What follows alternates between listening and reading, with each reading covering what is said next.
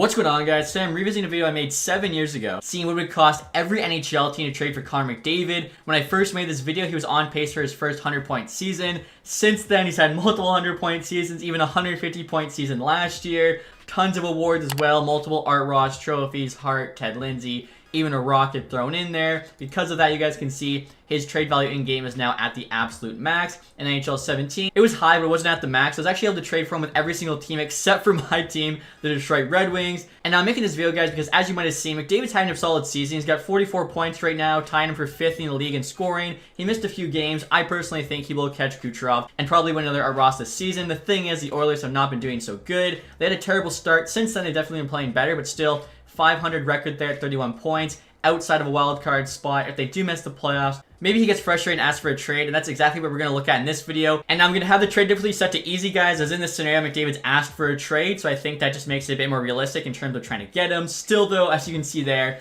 max trade value, 97 overall, making $12.5 million for 3 years. We all know McDavid's the best player in the league, so it's going to be tough to get him. We're starting off here with the Anaheim Ducks, just going to go alphabetically. Their best assets there, Leo Carlsson, Pavel Mintyukov, Zellweger, Drysdale in the first, all kinds of good young players. Still, though, they get rejected. The Coyotes, they go Keller, Cooley, Gunther, their 3 best young players, a couple first-round picks. McDavid there, the only player coming back on the other side. Again, it gets rejected. Looking at the Boston Bruins now, David Pastrnak's value is actually just like a sliver off the max. So him with Lindholm, a couple first-round picks, taking back Kane as a salary cap dump, kind of on the block. Oilers say yes, so probably had to pay a little bit extra because Kane had some value, but still I don't think the Bruins fans would be too upset with that. Buffalo Sabres, Tage Thompson, Rasmus Dahlin at the top, Benson Savoy, a couple of great prospects, and a first. Best offer I could make, Oilers still said no. The Flames here, unfortunately, didn't have a ton to give up, so Weegar, Lindholm, Anderson, a couple first-round picks, pretty much their best players. We even took Jack Campbell there as a cap dump. Oilers still say no. Aho here on the Carolina Hurricanes and Slavin both have a ton of value, so offered up them with Pesci and a couple first. You can see again we're taking back Campbell's contract. We do that a lot in this video. Oilers, though, say no. Next year, Chicago Blackhawks. Bedard also has the max trade value. He's a high franchise there. McDavid's high franchise. Obviously, Bedard's like 8 years younger. Also 12 overall below, but I thought, maybe on easy, Oilers would do this thing 1-for-1. Unfortunately, they say no, but it is just a bit low. At a second-round pick, they say yes. Moving on now, the Avalanche. They have 2 players there, Makar McKinnon,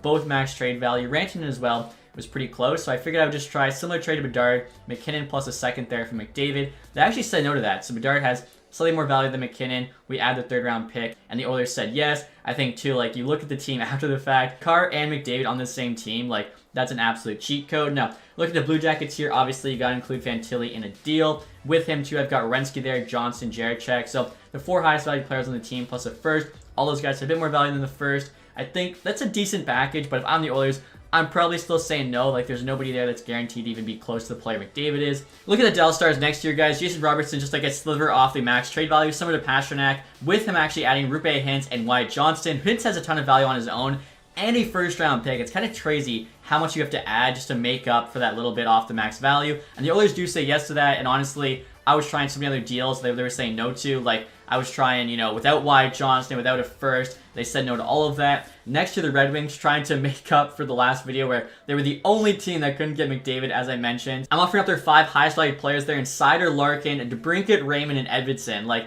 quite a lot in my opinion. Again, we got to take Campbell back as a cap dump, which should make the trade easier. We're doing the Oilers a favor, and you can see even that huge package there, Oilers say no. Kind of funny. I think I saw on Twitter people saying the Red Wings should offer up like Edvidson and Casper for McDavid or something in a first. Like, absolute jokes. If you want McDavid, even if you ask for a trade, you have to overpay. So, Florida here. Kachuk, Montour, a couple thirds. They do say yes. Kachuk had close to the max trade value. Kind of crazy, though. Like, they compare that trade to Dallas. Certain teams make it a lot better. The Kings there, Fiala, Doughty, Byfield, and Clark. So, their 2 best valued players, plus their 2 best young players, and a first-round pick. Taking back Campbell back to the Kings for the cap dump. The Oilers here still say no. So, you guys will probably notice the trend, which is basically you need that player, kind of like Kaprizov, at least in terms of value, like at least 3/4 to even have a chance. Couple first-round picks with him, Brodin. I've also got some retention there.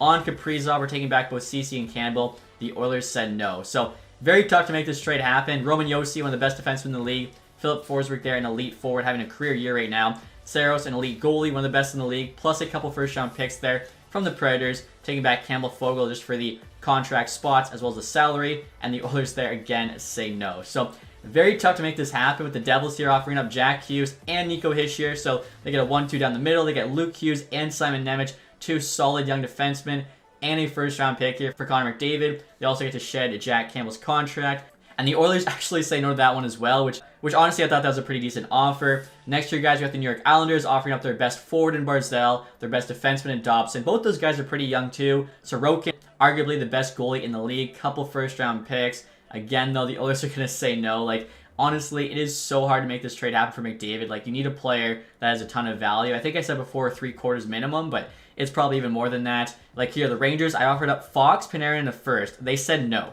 Even 2 firsts there didn't get it done. Like, Fox is second best defenseman in the league behind Makar. Panarin's very good, and like the 3 first-round picks on top is just such an overpay. With the Senators here, you offer up Stützle, Tkachuk, so they're 2 best players. Also offering up 3 first-rounders. As with the team's status, their first-round picks have a ton of value, and still they get rejected. After that, guys, you got the Philadelphia Flyers. Matthew Michkov there actually has franchise potential, which gives him max value, so he has to turn into OB for this good time to be worth it. Atkinson there just for the salary. Oilers say no to that one, but all I actually had to do was add a first-round pick. Not even the Flyers' first-round pick, the Panthers' first-round pick, which should be later. Oilers say yes. So that was probably the worst deal the Oilers got, yes, because, like I said, unless Michkov becomes Ovechkin, there's no way that trade's actually a win for them. Next year, the Pittsburgh Penguins, their 3 highest valued players, Gensel, Crosby, Malkin, and a couple firsts. We're also retaining half of Crosby's contract. I think this trade would probably make the Oilers slightly better for like at least this year right now. Crosby's playing great, but after that, obviously you'd rather have McDavid. The Sharks up next. You offer out the 2 highest valued players in Smith and Eklund, plus Hurdle there for the contract.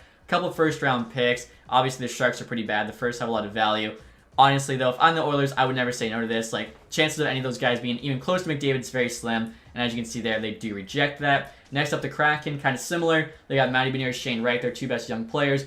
Vince Dunn, the best defenseman, has a big contract there, so that'll work out that way. Plus a couple first-round picks, and the Oilers there still say no. Moving on now to the St. Louis Blues, their 3 highest valued players, Robert Thomas, Jordan Kyrou, Pavel Buchnevich, couple first-round picks as well. It's kind of crazy. Like, you're literally trading an entire first line of relatively young players, plus 2 first-round picks for McDavid on easy difficulty. They still say no. This one was kind of crazy, guys. As Tampa Bay, I had to offer up Kucherov and Point, because I kept trying to offer, like, Kucherov and Vasi, or Point and Vasi. Wasn't getting it done. I even had to add 3 first-round picks. As you guys will see here, like I was just saying, Vasi and Kucherov didn't get it done with 3 firsts, so it had to be Vasi, Point, and 3 firsts. That was probably like the biggest payment yet. I think they get back almost a similar player, elite goalie, all those first-round picks. The Leafs here offer up Matthews, 2nd and a 6th. You might have saw Matthews had equal value. They said no. You make it a 5th, and that little change there makes them say yes. I know a lot of Leafs fans do think Matthews is almost as good as McDavid. Canucks here, huge offer. Petey, Hughes, Miller, 2 first-round picks. Obviously, all 3 of those guys dominating right now in the NHL. Ken Holland looks at that trade, though. He says, you know what? Not good enough for me. And honestly, I don't know if I can blame him. I think McDavid is just that good. Vegas Golden Knights offer up Jack Eichel, went number 2 behind McDavid. He'd be the Oilers' new second-line center probably with Draisaitl's the 1. Theodore Pietrangelo, brand new, top D pair. Both those guys are very good. And a couple first-round picks. And the Jack Campbell cap dump. Oilers still say no. Again, guys, it is just crazy how hard it is to get a deal done. Washington here has really not a lot to work with. Carlson, max trade value. Ovi, of course, is Ovechkin. 3 first-round picks. That was actually probably their best asset. You take back the Campbell dump, and the Oilers still reject. Moving on now to the Winnipeg Jets. You got Kyle Connor there, their best forward. Morrissey, their best defenseman. Perfetti's their best prospect. You also offer up Connor Hellebuck, one of the top 5 goalies in the league. You can see there has a good amount of trade value. I think we threw a first-round pick onto this as well. And still, the Oilers are going to reject. And like I was saying all video, I don't know if I can blame them. I think most of these trades I'm not accepting. And finally here, guys, just for fun, I decided to offer up prime Wayne Gretzky for McDavid. 27 years old, 97 overall. His contract there, $7 million. So he's making $5.5 million less than McDavid. He's the same rating. He's only 1 year older, 1 for 1. And the Oilers say no. Literally prime Gretzky. They're like, you know what? No, we'd rather have McDavid. I throw in a 3rd-round pick to be nice. They say sweeten the value just a touch. They said that before as well, but apparently, the 3rd-round pick wasn't a touch enough. 2nd-round pick, they still say no. So I think it ended up costing a 2nd and a 4th here for McDavid. I tried like a 2nd and a 7th, 6th, 5th, and it didn't work out. So pretty crazy how hard it is to trade for McDavid.